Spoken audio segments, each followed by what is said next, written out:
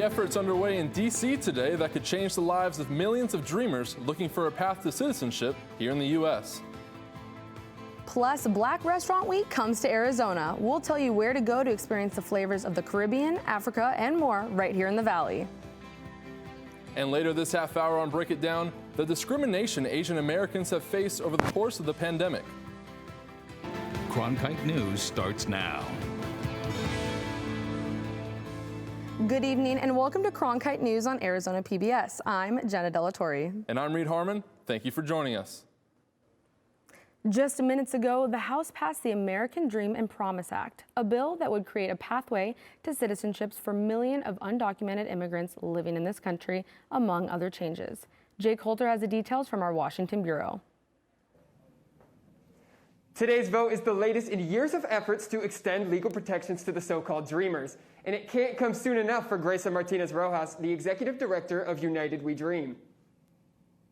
We cannot leave 2021 without permanent protection for millions of undocumented people. It is what the country has voted for in November. It is what people in Arizona are very clear about, that there needs to be a breakthrough. The bill would extend permanent legal status to Dreamers, those immigrants who were just children when they were brought to the U.S. It would also cover migrants in the Temporary Protected Status Program and those with deferred and forced departure as well. What the bill does not do is beef up border security. That makes it a quote-unquote non-starter for Laura Reese, the Senior Research Fellow for Homeland Security at the Heritage Foundation. It is just a terrible policy, and if we're going to stop this flow and stop the trafficking and the smuggling, then we need to secure our borders and not promise green cards for people who come here illegally. But Migration Policy Institute analyst Jessica Bolter says that there is no link between legalization policies and illegal immigration. I think that the concern is always that a legalization program will lead to increased illegal immigration. There's little evidence of this. The bill would affect millions of Dreamers nationwide. And while Reese agrees that immigration reform needs to happen, she says it would be better to improve on the laws currently in place. To improve the immigration system, it's not about piling on more laws and more statutes. It is making the current set of laws work better. But Martinez-Rojas says it's time for a change. So we're calling for all people of conscience to continue to join us in our project and ensuring that this country welcomes immigrants, that we belong, and because we know that when we do that, all of us prosper. The bill passed the House on a 228 to 197 vote and now heads to the Senate. But its prospects there are less certain. Bolter says it might get a majority, but she does not think it will win the 60 votes needed to overcome a filibuster. In Washington, Jake Holter, Cronkite News. So help me God. So help me God. Congratulations, Madam Secretary. History was made today as Deborah Haaland took the oath of office to become the first Native American to serve as a presidential cabinet secretary. The former New Mexico Congresswoman earned bipartisan support to run the Interior Department. Cronkite News reporter Molly Hudson was there and has more on the momentous occasion. It was her first day on the job, but that didn't stop Deb Haaland, the first Native American cabinet secretary, from taking a minute to meet with supporters, honoring her history-making appointment. Today, it's difficult for me to put in words because I'm so emotional and so proud to see someone who looks like me, to have my daughter see someone who looks like her in the highest position, and I couldn't be more proud. That pride brought Nikki Petrie, the executive director for the Center for Native American Youth, to the street in front of the Interior Department with a billboard truck. It displayed quotes from Indigenous women expressing their own pride. My role, along with many other Indigenous women, was to welcome Secretary Haaland to the Interior on her first day, show our support and our love for her. Secretary Haaland arrived at the Interior Department steps less than an hour after being sworn into office by Vice President Kamala Harris. So help me God. So help me God. Congratulations, Madam Secretary. Haaland greeted her supporters, then stood quietly watching the video play on the billboard. But soon it was time to get back to work. It's a little overwhelming, of course. Haaland Ellen may not have much time for more events like this. She now runs an agency with 70,000 employees and a $20 billion budget. And she already has a trip planned next month to inspect national monuments in Utah. In Washington, Molly Hudson, Cronkite News. Here in Arizona, the city of Phoenix is working to expand a program for mental health 911 calls. The proposed budget for the program includes $15 million to increase services. The program has existed for years within the fire department, but there wasn't enough money to staff it properly.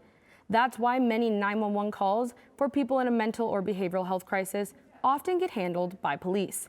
If the budget is approved, there will be 19 mobile crisis response units with experts on standby.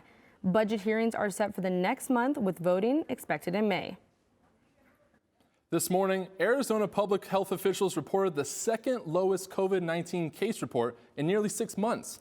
And it's the third consecutive day with fewer than 500 new cases for the first time since late September. Despite the progress, over 130 physicians from across the state signed a letter urging lawmakers to not pass a GOP-backed bill allowing businesses to ignore mask mandates. In the letter, the physicians say they believe, if approved, House Bill 2770 would lead to another surge in COVID-19 cases and cause needless deaths. Arizona has not had a statewide mask mandate during the pandemic, but several cities and counties made masks mandatory. The bill passed along party lines last month and is scheduled to be heard in the Senate Government Committee on Monday. Flavors from all across the globe are being showcased this week as Phoenix hosts its first ever Black Restaurant Week. Several Black-owned restaurants around the valley are participating in the nationwide event. I visited a couple of them to see what they were serving up. We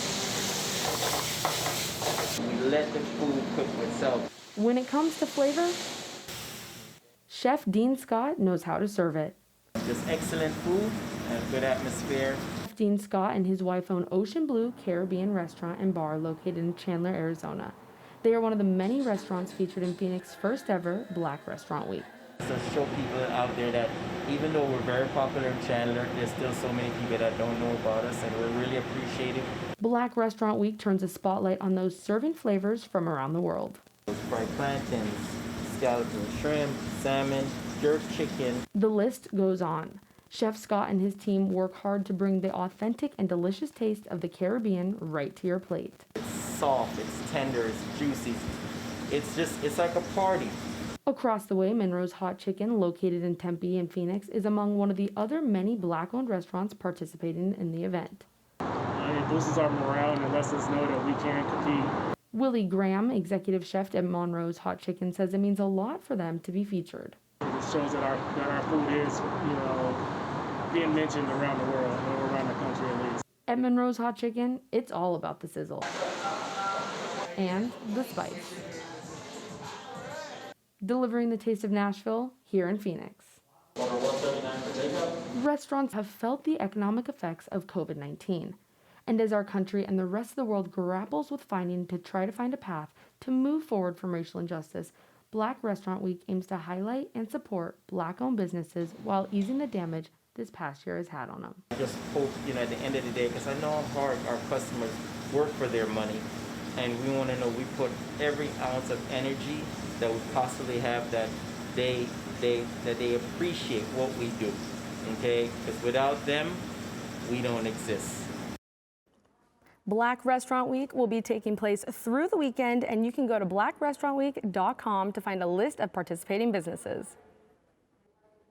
Well, the 80s are back here in the Valley, and it looks like we're going to stay pretty warm throughout the weekend. So, perfect weather to get out and enjoy Black Restaurant Week.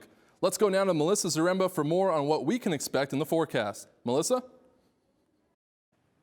Right now we're seeing clear and sunny skies, and with that you're going to want to take some precautions, because looking at our UV index, the sunburnt time is 45 minutes, so having sunblock on handy is not such a bad idea. And then taking a look at our high temperatures across the state, looking at the lower parts of Arizona, it's all going to be in the 80s. Look at Phoenix, 86 degrees. I don't know about you, but I think that is shorts weather. And then if you're going up north for the weekend, look at the Grand Canyon, 62 degrees, so a lot cooler temperatures, but we might see some clouds coming our way because looking at our future forecast, we're going to see some clouds rolling throughout the state. So you're going to want to keep your eye on that. And then looking at the rest of the evening, we're going to see a lot of sunshine at 79 degrees and some breezy conditions, but overall it's going to be clear and nice, especially if you're going out for a stroll tonight. And then 10 p.m., 67 degrees. And then starting off our weekend, we're going to see a lot of sunshine and 86 and then 85 by Saturday, and we might see some clouds coming in by Sunday. And then starting off our work week, we're going to see on Tuesday, we're going to see those clouds rolling in and at 72 degrees. But don't worry, by the weekend, we're going to warm up to 78 and 74 degrees. But we're still going to see those clouds. Not your typical sunny weather, but overall it's going to be really beautiful. In the Weather Center, I'm Melissa Zaremba. I'm Marco Peralta, and coming up after the break, I have your Cronkite Sports Report. We'll show you how one boxing gym in Arizona has been rolling with the punches during the pandemic. Don't go away.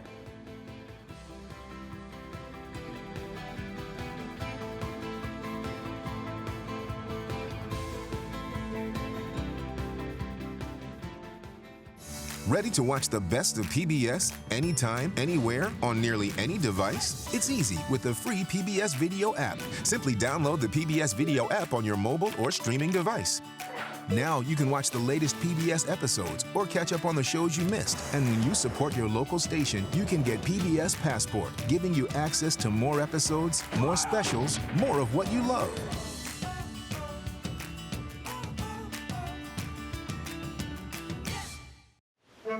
Every day I wake up, my first thought is, how can I serve this community? The biggest hurdle was not taking PTSD personally. Would you welcome, please, the amazing. Everybody that watches this, they say that I am the greatest that they've ever seen.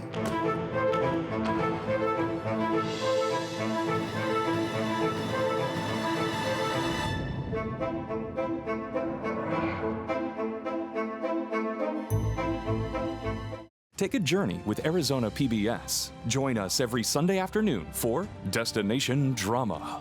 Watch all your favorite PBS dramas like Grantchester. I'm William Davenport, new vicar of Grantchester. Poldark.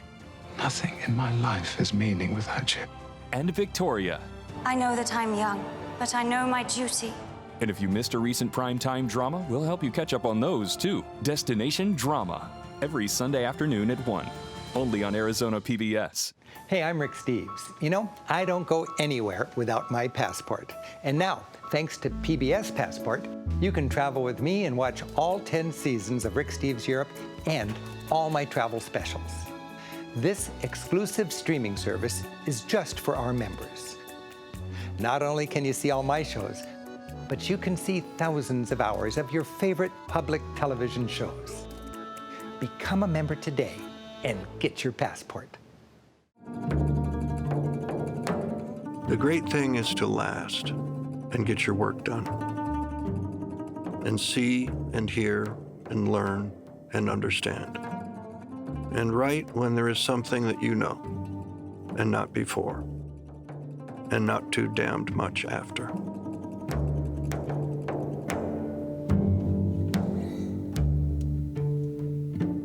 Coming in April to Arizona PBS.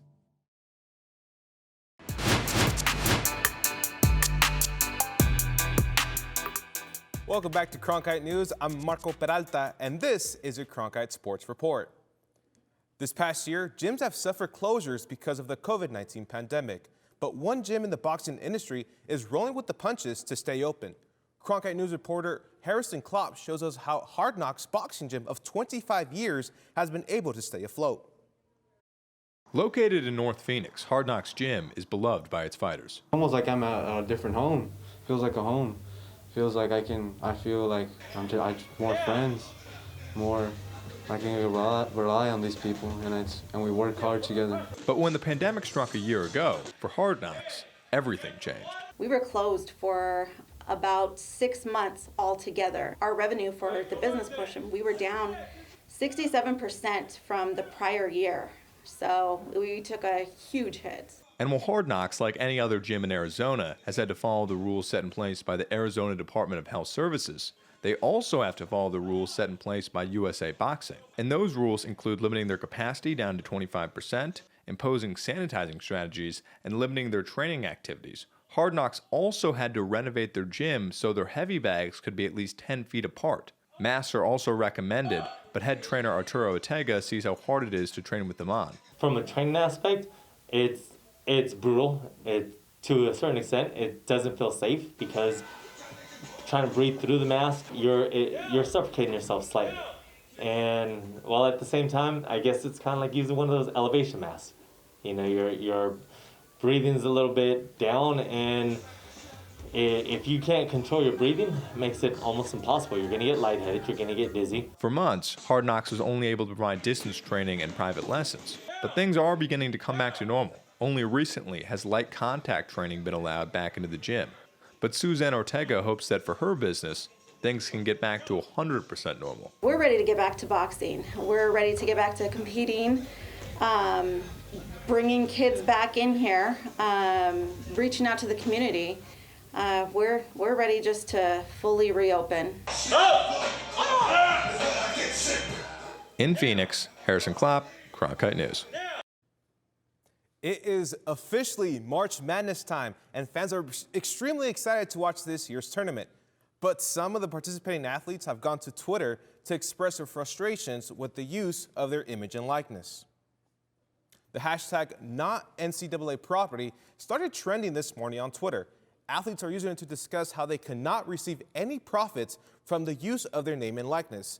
Along with the hashtag, the movement itself is asking the NCAA to change its rules regarding student athletes so they can have representation and be paid for their efforts. Now, with all the new exciting accusations of the Arizona Cardinals, the fans are also needed to say goodbye to some franchise faces. Running back Kenyon Drake and cornerback Patrick Peterson both took deals north of $10 million over the last 2 days. Drake is going to the Las Vegas Raiders, and Peterson is off to the Minnesota Vikings. The departure marks the end of an era for Peterson. The quarterback made the Pro Bowl 8 years in a row. And that will do it for Cronkite Sports Report today. Back to you, Jenna and Reed. Thanks, Marco. That's it for Cronkite News tonight. Thank you for joining us. For top Arizona stories anytime, go to cronkitenews.azpbs.org.